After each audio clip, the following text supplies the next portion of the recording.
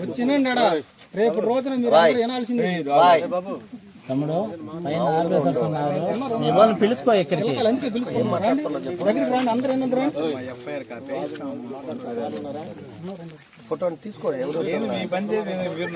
జై భీమ్. నా పేరు పోట్లూరు ఆలిషా. పటేల్ నగర్ యానాది మహానాడు రాష్ట్ర మహిళా అధ్యక్షురాలుగా పనిచేస్తున్నాను.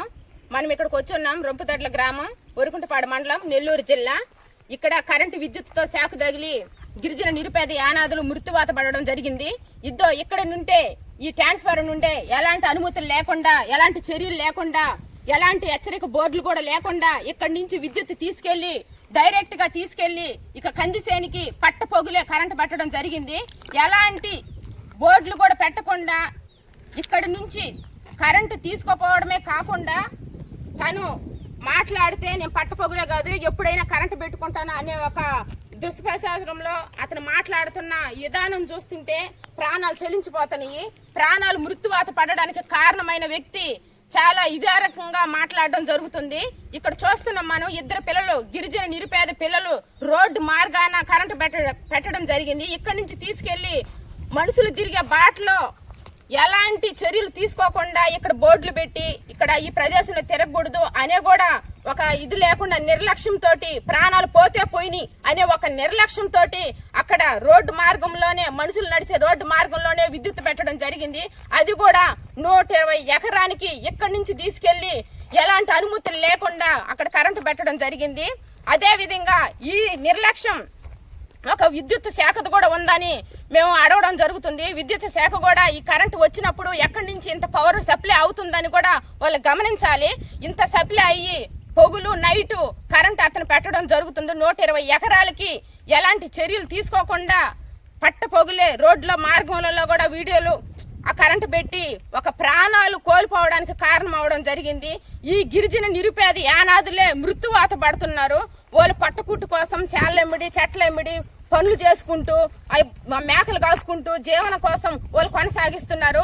ఈ గిరిజన నిరుపేద యానాదుల పిల్లలే వీళ్ళు మృత్యువాతన పడడం జరుగుతుంది. వీళ్ళేముంది, గిరిజన నిరుపేద యానాదులే కదా అని కేసులు కూడా తప్పిదావను పట్టించడం జరుగుతుంది.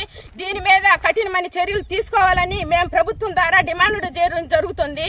ఈ పెట్టిన ఒకటి వెంకటేశ్వరరావు అనే ఆ వ్యక్తి ఈ చేనికి తీసుకున్న ఈ దొంగ సప్లై కరెంటు ఎంతమంది జీవితాలతో ఆడుకుంటారు, ఎంతమంది ప్రాణాలకి కారణం అవుతారు. ప్రతి ప్రాణం కూడా ఇలాంటి విద్యుత్ నుంచి దొంగ కరెంట్లు తీసుకొని ఇట్లాగా కరెంట్లు పెట్ట వెచ్చలవిడిగా ఒక చోరీగా కరెంటు తీసుకోవడం జరుగుతుంది. దీని మీద అనుమతులు తీసుకొని విద్యుత్ శాఖలు కూడా దీని మీద అనుమతులు తీసుకొని వాళ్ళ మీద కఠిన చర్యలు తీసుకోవాల్సిందిగా కోరుచున్నాము. పటేల్ నగర్ యానాది మహానాడు తరపున మేము డిమాండ్ చేయడం జరుగుతుంది. జై భీమ్, జై యానాది. దేనికి పోతున్నారు వాళ్ళు?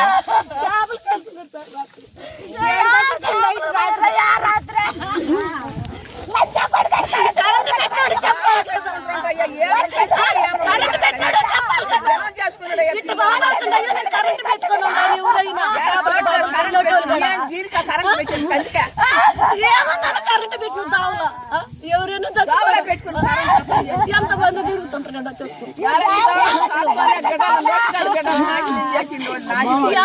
కరెంటు మామూలుగా ఎన్ని గంటలు లాగా పెడతాడు ఆయన? పొగులు కూడా పెడతాడా?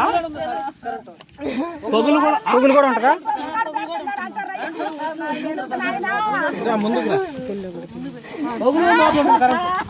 కరెంట్ కూడా పడుచుకోవట్లే, పొగులు కరెంట్ అంటే అట్లా పెడితే ఎవరికైనా ఇన్ఫర్మేషన్ ఇచ్చండి, ఇట్లా పొగులు కూడా పెట్టాను పోవద్దు అని ఏమన్నా చెప్పారు ఆయన?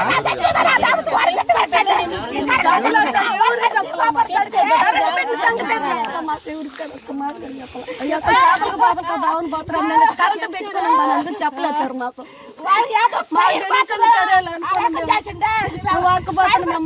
చర్యలు